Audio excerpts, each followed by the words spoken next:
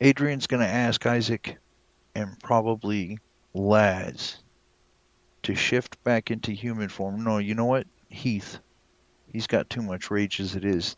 Heath and Isaac, look on the horse, the pieces of horse, see if you can find saddlebags. Look on the person, see if we can find a letter or anything that was set or a posting or whatever for hiring who would be hiring the poachers. Because all that we have from Zest's knowledge, if Zest told us, is that an old man, I think near the oil fields, was hiring poachers to just kill the bison and bring horns in for payment. I wanted to say it was Valentine, but it might be actually in the oil fields. Yeah, I was told that an old man was paying hunters to bring bison horn as proof of their kills, but none of them have seen that guy before, so they couldn't tell him more. The But man that you guys are searching doesn't have a letter but still has the bison horns. Take the bison horns. and so Heath nods and begins to search around for anything of interest within the saddlebags. Perception, investigation.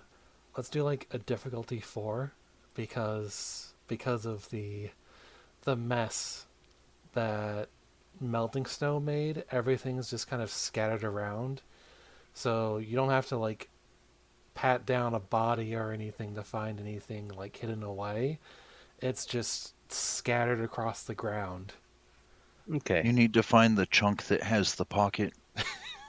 Yeah, there you go. So let's see. You said investigation and perception, right? Yes. Yeah, 3 So what? successes. All right. So I keep looking in. This is my roll. So what do I find? Searching in the mess of giblets and gore and bloody handfuls of flesh and torn clothing, you find the letter in the saddlebag, and it's the wax seal has been broken. It's this very official looking letter, essentially a bounty for bison horns, but the exact amount of payment has been smudged under a little bit of blood that stains part of the paper. And it is addressed from someone named Blake Stone. So I bring the bloodied letter to the little one here. Excuse me. I can't remember his name just Little yet. Shadow. That's fine. The little one. There you go. I Not just bring him me. to the little one, and I'm still haven't switched to human form, I believe. So just my jaws, I just hand him the letter and just spit it out. I look at Little Shadow and says, "This is a letter of employment. It should have the name of the employer inside, though it's a mess. So I'm not sure if we're gonna get much out of it." Hmm. He shifts back to Hamid and he reads over it, folds it up, puts it in his inner pocket and in his jacket, and says, "Did you find any bison horns?" Another one of the saddlebags, and there's like a sack full of bison horns. He's in his form still. Trots along and then just grabs the rest of the saddlebag and just toss it at Little Shadow. Now he's Hamid. He takes that too. Says, "Isaac, is there any way you can get our? Is there any way we can get our horses back? I don't want them staying in the city for 3 or 4 days and have all of our guns and shit stolen." Yeah, I can send the owl out and relay the Great. message, and they can probably find us. Great. Send the owl out. Then we'll go north. Melting snow, we're taking you home. Melting Snow is very excited. Been kind of pacing impatiently, waiting for you guys to be finished. But she is eager to go, and she knows the way north. He shifts back down, keeps the saddlebags on his back. There's no point in giving up free money, and it's the best way to bring out the guy that they're looking for, whoever this Blake Stone is. So as soon as Isaac's done sending out the owl, they start running north.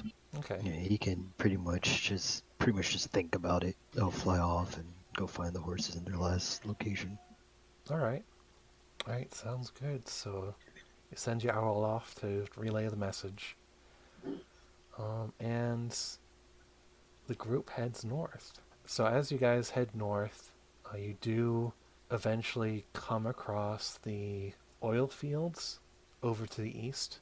The oil fields are still kind of being constructed. There's like the main office building, and maybe like one or two of the drills have been set up already. But you do see wagons kind of going in and out, delivering supplies and payroll. And you can actually tell if a few of the guards, they look like U.S. Army soldiers. Far enough away that you're not immediately spotted, but the oil fields are over to the east.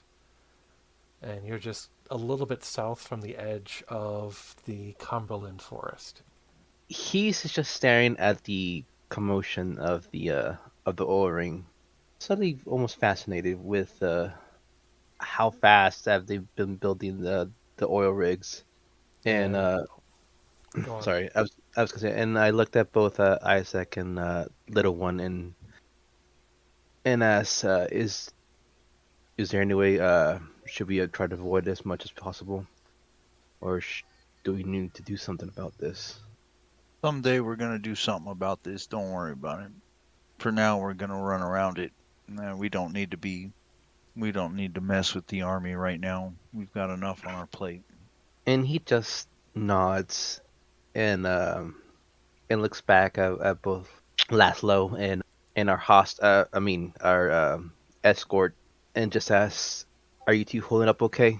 And Lazlow says, "Yeah, I'm doing fine."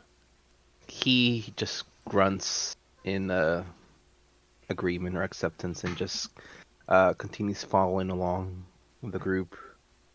Yeah, so they take a wide path around the army and the oil fields. Okay. They don't want to cut through. That's a good way to get shot. Getting shot sucks. Yeah, and as you guys enter the kind of the edges of the Cumberland forest, that's when melting snow starts leading the way more. She starts to kind of recognize the land more easily, or at least a few of the landmarks, and she starts kind of moving ahead of you guys as she's more and more excited to head back home, and starts leading the way. When you guys were passing by the oil field, she was a little bit on the quiet side, but obviously not happy to see all the drilling and the smoke. Once that's gone and you're kind of more in the wilderness now, she's much more at ease, and she's leading the way and kind of a little more bit more carefree as she's getting closer to home. He doesn't get her in trouble. He doesn't act like being excited is bad or anything, but he keeps telling her not to get too far ahead of them because she's allowed to be here, but as soon as they hit a certain area, they're not allowed to be there anymore. So he wants to make sure she gets to her people, but he doesn't want to offend them either. Mm-hmm. And of course, Isaac knows what to look for more than even Adrian does, but they're looking for the symbols that, carved into rocks or trees or anything that shows that they are at the edge of Uktena land, because they don't want to go past whatever markings they see until they're allowed to. Yeah, he would definitely be keeping an eye out for that. Bringing a new pup home or not doesn't matter. You enter their land, that's a breach of the litany. They have a right to kill us. And so while they're doing that, I'm just be in babysitting duty, just keeping an eye out on the child or on the pup, because honestly, he has so very little idea of what they're doing. He sort of understands the political implications of why they're being careful, but he doesn't understand what they're looking for or really add anything to the conversation in terms of the pack. Is he can really add to the stuff that he knew before he was turned. Mm-hmm. And so he figured the best way to help is to make sure that the pup is at the very least close by one of them. All right, yeah, and I'd say like you and Cara both make sure she doesn't get too far away, and when you come across like maybe like a kind of like an open stretch in the forest, like melting snow will kind of prance ahead a little bit, and then double back. Kind of continues leading the way. When she's told to slow down, she'll slow down. Eventually, she'll stop, and her ears will be up and alert as you start hearing the sounds of wild turkeys. Have we seen anything saying this is Uktena land yet? You've probably seen maybe a sign or two by the road pointing the way to the native reservation. Mm-hmm. But as far as like the Sept grounds go, you haven't seen anything that's an outward sign of like, hey, you're crossing into our territory. Okay. Upon hearing the turkeys, he go ahead. Let's Go say ahead. dinner. Yeah, he was going to look back at the others and cock his head. Hungry? As Like, if soon he's as seen no signs, then yeah, it's pretty much open grounds for hunting if they're actually hungry. Yeah, it's well, they're like, wolves right now. They're not Yeah, humans, you know. yeah. Yeah, go for it. and Take melting snow. as soon as you heard the term "go," he just begins to run towards the wild turkeys. I'm starving, and We're gonna have to teach him pack tactics. Isaac just nods and kind of chuffs a bit in a chuckle. So do you want to just like charge in, or are you gonna take a more stealthy approach? I don't think stealth has been my middle name, unfortunately. So All right. Yeah. I'm So I'm still full of rage. So that stealth thing ain't gonna be working with me right now. So because of how wound up I still am, mhm. uh, there ain't no stealth behind. So you're just gonna try to rush in. Okay. Yeah. So you follow the sound of the turkeys as you're charging through the brush, and you dash into a tree line where you're pretty sure, especially with your heightened wolf senses, that there's like a flock of turkeys probably right there. You charge through the bushes and you don't see anything. There's no turkeys. And you hear like a soft rustle of leaves, and you hear another turkey call coming from somewhere else. I swivel my ears and try to hone in at the direction of the turkey sound. And for everybody else, you see melting snow kind of standing alert and listening as her ears kind of swivel around. And you see Heath charging through the bushes trying to chase after these turkey sounds. Now, Uh, watching melting snow, Yeah. Adrian's gonna lift his head and sniff. She's not running after turkeys. She's listening for other turkeys. So that's kind of odd. That and Adrian's far more worried than anybody else about walking into somebody else's territory. Shadow Lords are not very liked. So yeah, he's just gonna sniff the air, see if he can smell any fires from nearby camp or something. 2 successes. okay. There are So, actually two successes. so Heath, you're darting around this section of the forest chasing these apparently very elusive turkeys. and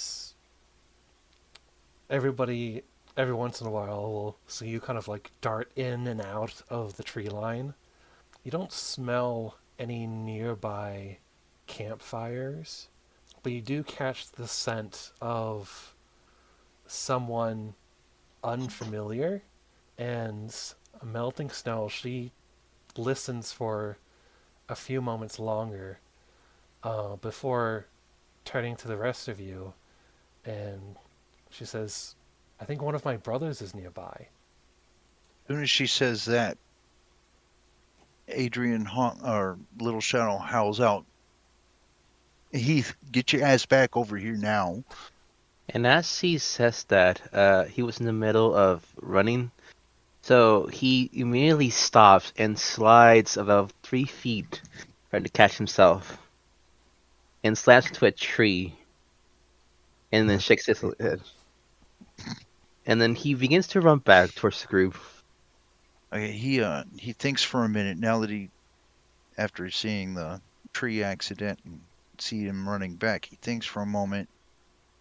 Then he shifts into he shifts back, he shifts into Krynos because it's easier to do the Guru tongue in Krynos than it is in Lupus, and he calls out, "Now I am Little Shadow reveals the truth. I am a Shadow Lord Philodox from the Sept of the Emerald Marsh in Saint Denis. We found an Uktena pup who had just shifted, and we're bringing her home. Is there anybody out there?" And he just howls that into the air, and then motions everybody to kind of don't do anything, don't shift like I did, don't do anything that would seem aggressive. And there's a few moments of silence, and there's you hear another call of a turkey, and then a second one, and it's almost as if like now that you're alert and standing on the defensive, it's more clear now that it's it's like two turkeys communicating with each other, or basically somebody using turkey calls to communicate. And Mhm. then the calls go silent for a moment, and then you hear an answer howl, and they say, "Greetings, Garu of the Emerald Marsh. I am Krell, Uktena Ragabash fostered."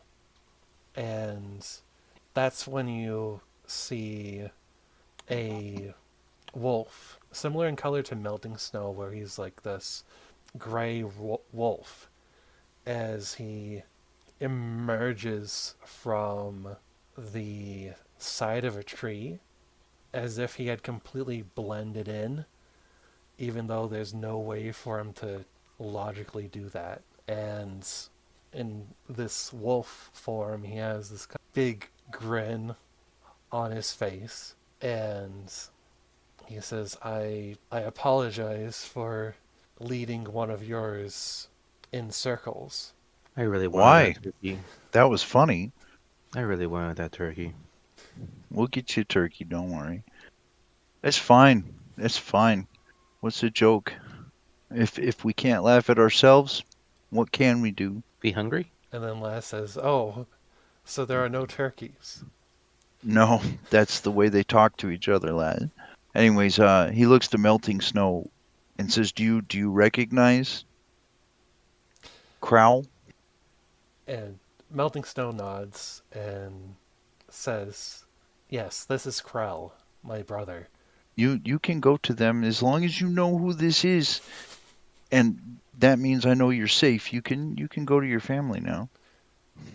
And no hesitation, Melting Snow like bounds over to Krell, almost leaps, and just tackles him. And they have a few moments of chasing each other, Like they play for a few moments and sniff each other and do all their wolf things, and then Krull turns back over to look at the group of you and says, "We are outside of the Sept grounds, but because of the way that things are, I patrol outside for the safety of both the Sept and the human kinfolk.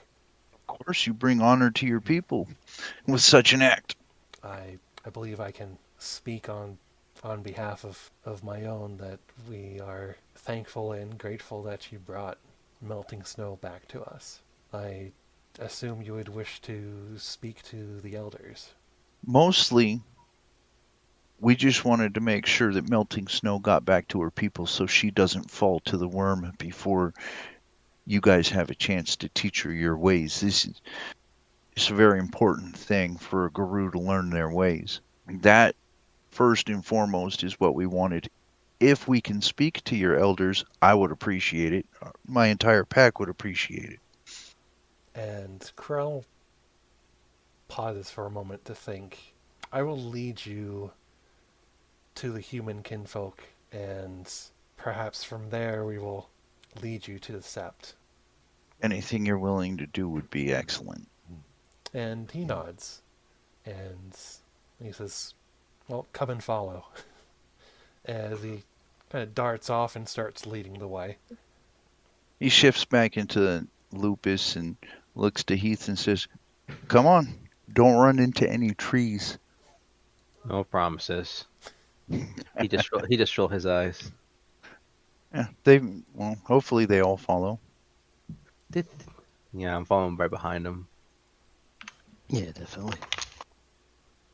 All right, and so Krell eventually leads you to the native reservation, the Wapiti reservation. It's not the largest place, and approaching, you can see that the people here don't really have much of anything. You do see like a few, maybe like a handful of horses. There's there's a cow or two for milk and a few chickens. There really isn't much here. And as you approach, Krell shifts into his Homid form. He does a small motion for the rest of you to do the same. Adrian follows. Heath does as well. Yeah, same with Isaac. Hopefully Cara as well. Oh yeah, Cara does too. In fact, when Cara, She prefers it that way. yeah, when Cara shifts into her Homid form, she looks just greatly relieved. Oh, Oh shit, we do need to roll, don't we? Oh, I was gonna just say, like, since you guys aren't in any, like, stressful situation or not in the middle of combat, that we can just kind of roll with it and say that you do. Okay. Unless you guys want to roll for it. I What prefer not to look like an idiot. That's like an idiot. I was just trying to remember what the roll was. Oh yeah, it's stamina and primal urge. Yeah, that's right. Or you can spend a rage. Oh, well, I can spin the rage because I was going to ask. So, either way. Okay. Yeah, Okay, so we all shift back into Hamid, and Adrian kind of puts his hands behind his back when he walks, and he's got two pistols on him, so he keeps his hands behind his back as far away from the pistols as can be. It is a complete disarming, though slightly military way of standing. He's just puts his hands in his pockets and just keeps them there. Just keeps himself close and just waits behind Little Shadow. Okay. I want that turkey leg. And he just whispers to Little Shadow, I want that turkey leg. Oh, we'll get you a turkey leg. Too bad we had to run away from that bison, or else we could have taken some meat from that. It was a fresh kill. Don't remind me. I Well, it's just not that far away, but I'd rather hunt than, scavenge. true enough. Well, now it seems like scavenging, but if it was just freshly killed and they were going to waste it anyway, we might as well eat it. Why kill another one when we can eat one that was freshly killed? Water under the bridge. So yeah, when they're all shifted, he makes sure nobody's doing anything. Tells them again, don't do anything closely related to anything aggressive. I don't care if they talk shit about your mother, just roll with it. What's a good thing I don't have a mother. Anyway. Overall reception at the reservation seems to be very cold. I believe most of the pack is white. So there's Everyone but Isaac. everyone but Isaac is white. So there's And Adrian's dressed very rich. I believe Heath is dressed rich too. Yes. Oh yeah, we're hated. oh yeah, there's Which is nice. like being outsiders. There's definitely like a lot of immediate disdain, and like anyone that doesn't like immediately avoid you, just gives you these glaring stares. But most of the people are kinfolk here, so they're not running to get away from you. It's just they don't want to talk to you or find out what you're doing here or anything like that. They're not shooting at us, therefore they're respecting us as Guru. Yes, that too. That's fine. As Krell is leading you to the center of the reservation, where there's kind of like a center fire pit. Melting Snow is walking alongside him, still in Lupus, because she hasn't quite figured out shifting quite yet. And he tells her, Melting Snow, go find grandfather. And Melting Snow kind of gives a bob of her head and a nod and starts running off in almost seemingly a random direction, and she vanishes in the tree line. And Krell turns to the rest of you and he says, please make yourselves at home. We don't have much, but the least I can do is offer you some food and perhaps answer any questions about us that you might have. Our Sept has purposely made an effort to stay hidden, but since you have done us such a great thing, it's the least that I can do to repay the favor. I myself would just like some water if I could, but I do believe Heath is hungry. And he stays silent for a second. It's like I could wait. Much. And he just mumbles. Adrian leans over to Heath and says, He says, "I'll be fine." And he listened to Little Shadow's suggestion and says, "I'll be fine." Raya? all right, but that's fine. All Adrian's trying to do at this point is keep any problems out of this, and if he can leave this place with their Sept looking good, we're going to be okay. When Heath mentions he can wait on food, Krell is going to say, "No, you don't have to wait. Some of our hunters brought in some deer earlier today. I can have one of our kinfolk bring it over to you." And he says after we have our meeting with the elder, then Krell nods. He says, "All right." And while you guys wait, he does get water for each of you. It's not too long before melting snow comes running back, and she says, "Grandfather said it was okay for them to come onto the Sept grounds." And Crow nods and says, "All right. Well, now that you all have had a moment of rest from your journey, come and follow me. It's a little bit of a steep climb, but I can lead you to our Sept." Lead the way. Mm-hmm.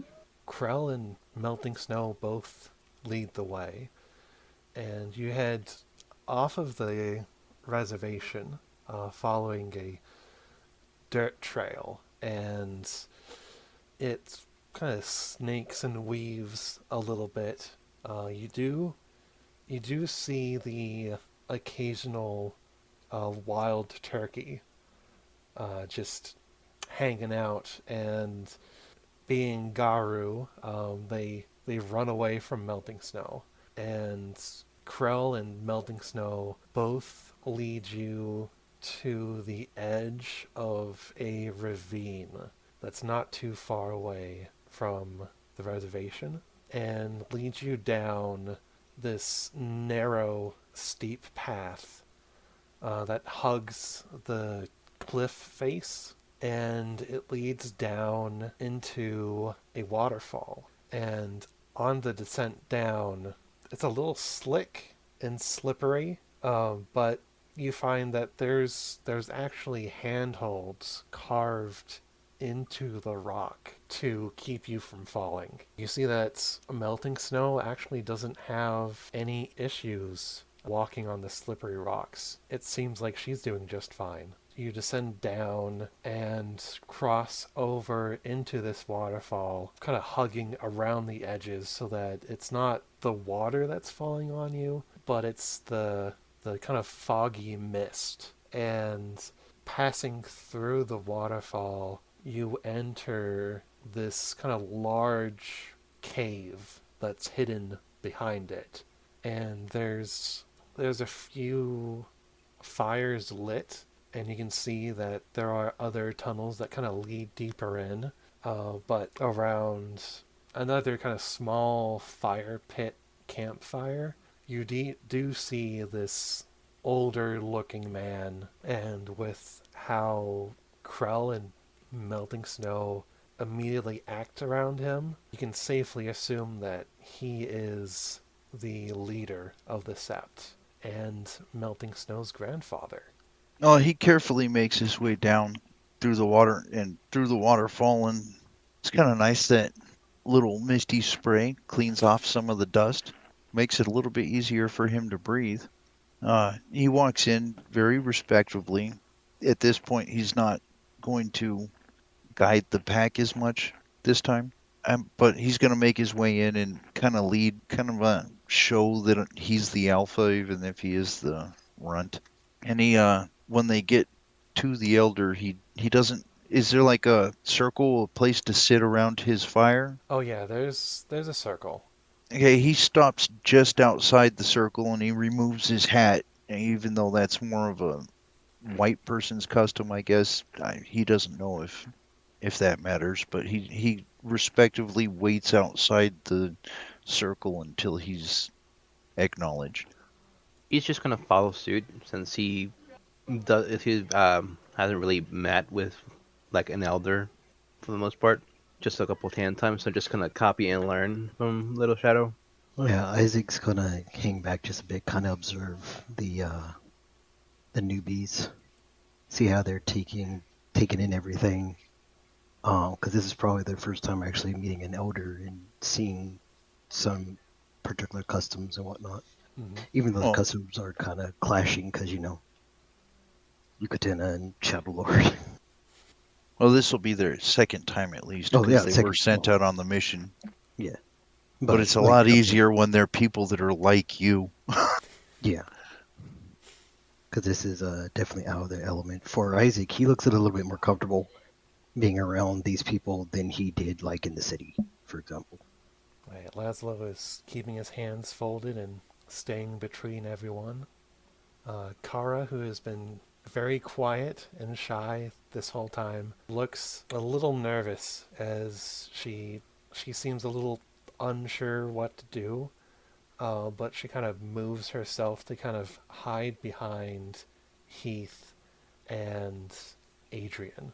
And the elder Uktena that stands before you, he motions all of you to sit down, and he says, I am White Eagle, surveys the unseen, Lupus Ahroun, elder of the Uktena. My granddaughter tells me that you have escorted her back safely. Over my many years, I have seen my people, my kinfolk, my tribe betrayed many times by the worm bringers, the white men who promise friendship but hide a knife in their hands. So I welcome you to sit down and tell me why you are so different from the rest of them. By the way that he carries himself, he is not a Hamid-born Garu, he is Lupus-born, but he is in his Hamid form. And he motions for all of you to sit down around the fire to introduce and explain yourselves. As soon as he motions for everybody to go ahead and sit, he enters the circle, comes around, probably sits on his right side and sits. Before he sits down, though, he says to him, I'm Little Shadow reveals the truth. I am a Shadow Lord Philodox of Foster and rank, and currently we are on a mission for the Sept of the Emerald Marsh. And once he's been announced, he sits down as well and allows the others to introduce themselves. He sits down next to us. My name is Heath O'Connor, and I'm still new to this way of life. And I am steadily learning from my mentors, Little Shadow. And he points or gestures at Adrian and him as well. And he sits down. All right. Isaac chooses to sit kind of across from Adrian, I guess, on the left side of the elder, closer, no, around that area somewhere. Introduces himself. Laughs. Silent Strider Ragabash. Second in command, as it were, to Little Shadow. If it would be more comfortable for you to be in Lupus, right? Perhaps we can discuss things in that form. This is your home. And you can see he raises his eyebrows at that. You've definitely caught him by surprise at that offer, and he says, very well. And he shifts into his Lupus form. And you can see, like, in his Lupus form, you can see the scars of battle, and just the weight of the passing of many years. And yeah, he's definitely earned the rank of elder, and he's seen a lot of conflict in his time. And Krell also shifts into his Lupus form and joins the circle with his grandfather. And Melding Snow also does the same, because like the rest of you that are on their rite of passage, she's learning a lot. And White Eagle, he gives a nod to continue. Cara introduces herself next, and she looks a little unsure if she should shift into Lupus too. Isaac does catch her eye, though, and he kind of gives a gesture to let her know. He kind of shakes his head just a little bit, kind of let her know that she doesn't have to if she doesn't want to, because he has noticed, pretty his perception that being Lupus is not comfortable for her whatsoever. And she introduces herself. She says, "My name is Cara Messerli," and she sits down, and she doesn't. And when shown that she has a choice, she chooses not to shift into Lupus. And Lazlow says, I am Lazlow Crawford. I'm a bone gnawer as a Galliard, and this is my first big step into the world. Now, while Cara and Laz, while they announced themselves, Adrian set his hat down, kind of leaned forward out of the chair, took a bit forward, but when he put his hands down, they ended up being paws, and he's sitting back on his haunches. He's going into wolf form too. If that's what the elder is comfortable with, he's quite comfortable as a wolf at this point. He nods to all their announcements and looks to the elder and says, these are new cubs. We were out to explain. We were out hunting poachers. Apparently, there's somebody out there that's paying people large sums of money to kill buffalo and only bring back the horns. And it's our job to stop them. We had our Theurge. He motions to Cara. Our Theurge took us into the Umbra and spoke to some spirits, and a crow spirit led us to the dying spirit of a bison. We weren't fast enough to get to kill the poachers before they could kill the bison. The bison told us that there was a guru already attacking our prey, so we went back into the near realm, and this is where we found melting snow. It became evident quite early on that she didn't know where she was or exactly how she did what she did. It was her first shift, we came to find, and we had a quick talk about it, thought about it. It's my personal belief, not necessarily the belief of my tribe, that a guru should be raised and taught the way of their people, not anybody else's. I cannot teach Melting Snow what she needs to know because she is not a Shadow Lord. Just like my Bone Gnawer or my Black Fury or my Silver Fang here, or even the Silent Strider can teach her what she needs to know to be an effective, honorable guru. The best way that we can serve Gaia is to bring her back to her people. We as a pack, and we're newly formed, we don't have a name yet or anything, but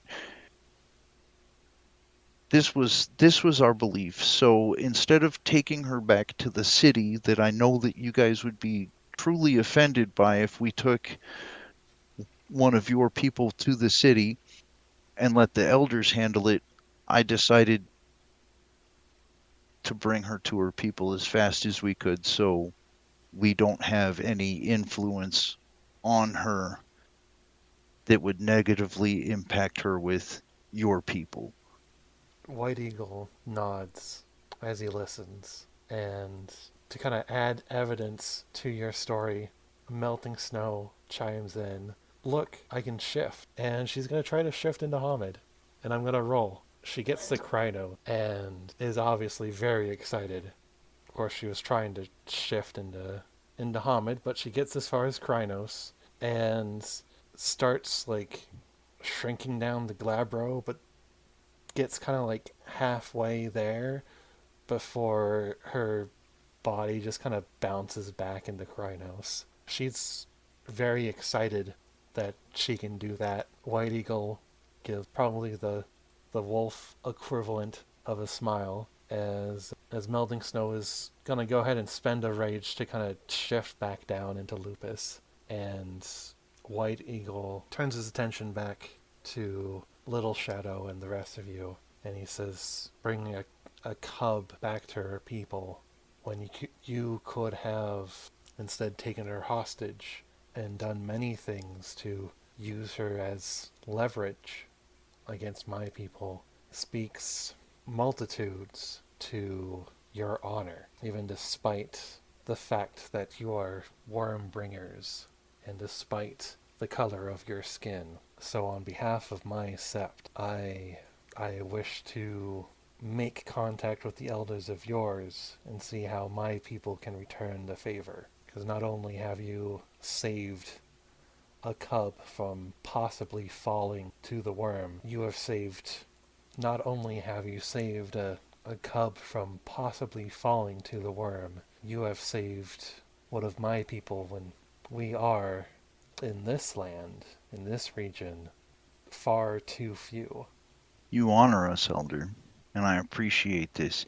Our one little act was nowhere near enough to make up for the crimes that have been committed by our government to your people. I as a Philodox, I follow the litany very closely. And as a human in the cities, I'm a person that specializes in the law of the land. And I've been studying law for quite some time. And I will tell you, every single promise that my government has ever made to your people that they went back on embarrasses me. And I don't believe what has happened is right at all.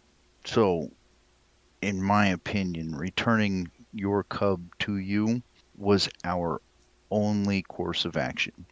I never once thought of making her a hostage. That, in my opinion, is a crime against Gaia and is unforgivable. Have you had Guru doing that to your people, using them as hostages? Since the worm bringers came, your Geta Fenris, your Silver Fangs, your Shadow Lords have waged war against my people for their lands. Hmm. Both the Wendigo and the Uktena. And even our own kinfolk have been kidnapped from our lands, stolen to be... And he pauses for a moment to consider how the word might be said in Lupus form.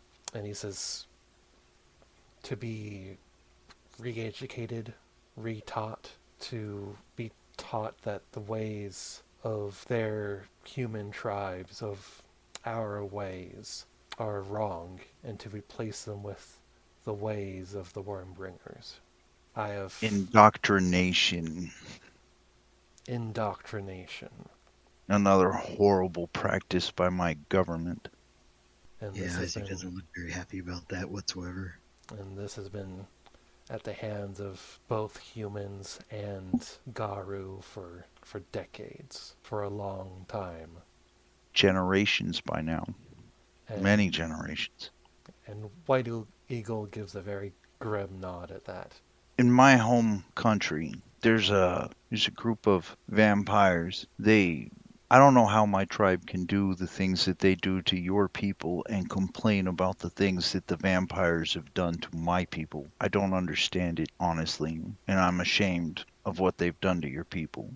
White Eagle answers, well, perhaps in time the elders of your sept will prove that they share the same beliefs as you. Hope they do because I like the place that I live, and if they don't, I can't live there anymore because I won't. You can tell that he's definitely impressed. Like he's touched by your words. This conversation is different from what he was expecting. And he says, well, you have had a long journey, no doubt. So I welcome you and your pack to rest and stay for as long as you need, whether it be here in the Sept or on reservation grounds with the kinfolk.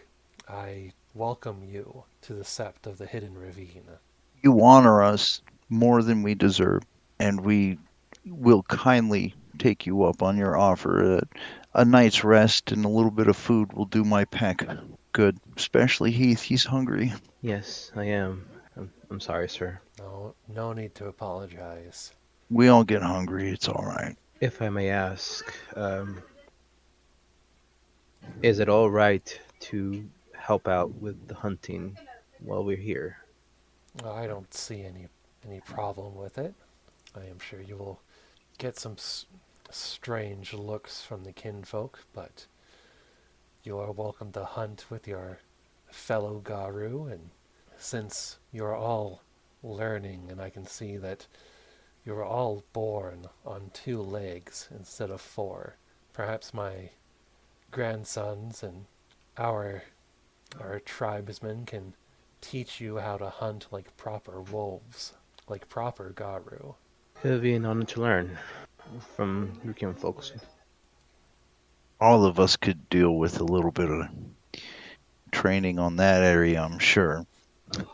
Isaac doesn't deny it. I mean, he doesn't believe it, but because he's usually more the wolf than the others are, but he just kind of smiles, amused. Oh, it's been a few years for Adrian now. He's actually quite comfortable as a wolf. And in fact, it would have been Isaac that taught him most of his how to hunt as a wolf. So Mhm. Adrian's not bad. He's experienced now. But Lupus is definitely better. Yes. All right, so from there, White Eagle is going to excuse you and let you rest and recover wherever you may wish. There's like in this cave, there's a few tunnels that kind of spread out into kind of separate dens where the different packs kind of rest and sleep.